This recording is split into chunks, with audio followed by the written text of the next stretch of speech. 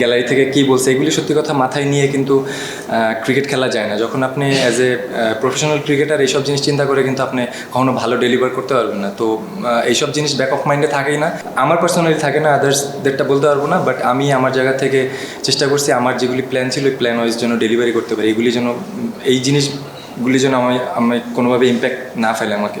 সত্যি কথা বলতে আমাদের বলাররা যখন খুব ভালো বল করে এরকম একটা টোটাল দেয় তখন কিন্তু অত বেশি প্রেশার থাকে না। তো লো স্কোরিং ম্যাচ ছিল, তো আমার রসের সাথে কথা হইতেছিল যে আমরা ফার্স্ট পাওয়ার প্লেটা প্রপার ইউটিলাইজ করবো, উইকেট যেরকমই থাকে আমরা যেন প্রপার ইউটিলাইজটা করতে পারি।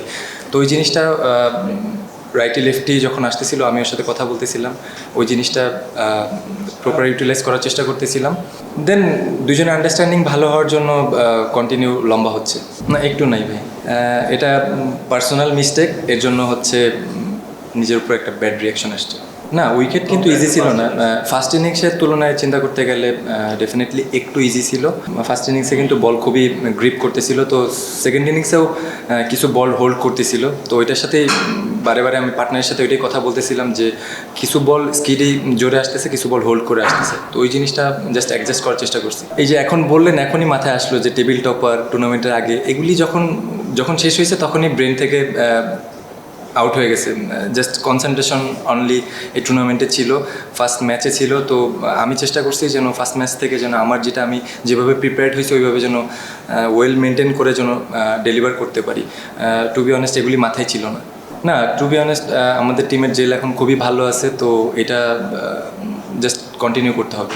না, সত্যি কথা বলতে ওই সেম অ্যান্সারটাই, কিন্তু মানে যখন ওই জিনিসটা হ্যান্ড ওভার হয়ে গেছে বা কী হয়েছে না হয়েছে বা গ্যালারি থেকে কী বলছে এগুলি সত্যি কথা মাথায় নিয়ে কিন্তু ক্রিকেট খেলা যায় না। যখন আপনি অ্যাজ এ প্রফেশনাল ক্রিকেটার এইসব জিনিস চিন্তা করে কিন্তু আপনি কখনো ভালো ডেলিভার করতে পারবেন না। তো এইসব জিনিস ব্যাক অফ মাইন্ডে থাকেই না, আমার পার্সোনালি থাকে না, আদার্সদেরটা বলতে পারবো না। বাট আমি আমার জায়গা থেকে চেষ্টা করছি আমার যেগুলি প্ল্যান ছিল ওই প্ল্যান ওয়াইজ যেন ডেলিভারি করতে পারি, এগুলি যেন এই জিনিসগুলি যেন আমি কোনোভাবে ইম্প্যাক্ট না ফেলে আমাকে।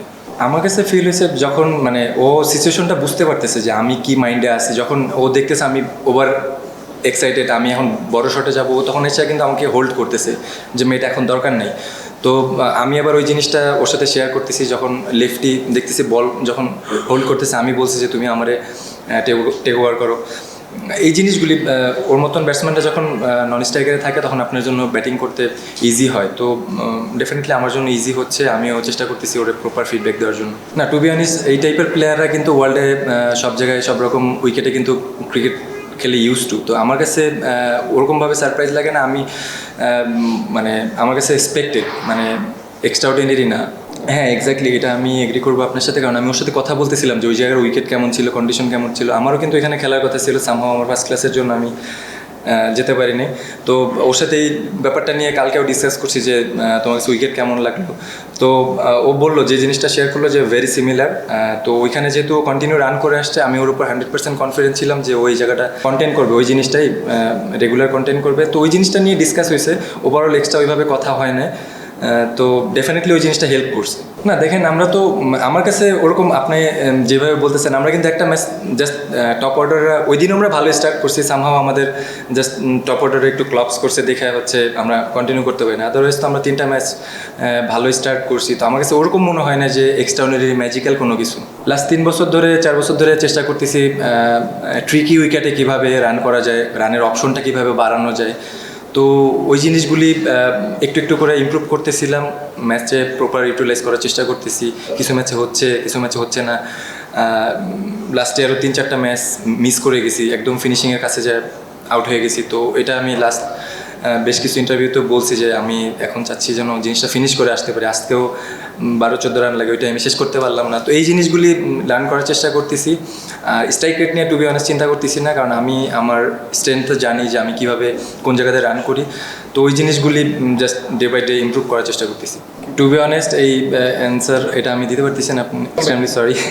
না, টু বি অনেস্ট ওই যে ডিলটা প্রপার হচ্ছে, যখন ফার্স্টে আমার বিপিএলটা শেষ হয়েছে তখন একটা রকমের ডিল ছিল। দেন যখন ইনস্ট্যান্ট একদম ওরা আমার ফার্স্ট ক্লাস টুর্নামেন্ট চলতেছে, আমার ফার্স্ট ক্লাসেও তো টি20 ক্রিকেটই হয়েছে। তো আমার কাছে যেহেতু ওভারঅল লেনদেনটা ম্যাচ করে নাই, দ্যাটস আমি এটা চুজ করছি। বাট বোর্ড আমাকে বলছে যে তুমি ডিসাইড করতে পারো, সমস্যা নেই যদি আউটসাইড হয়।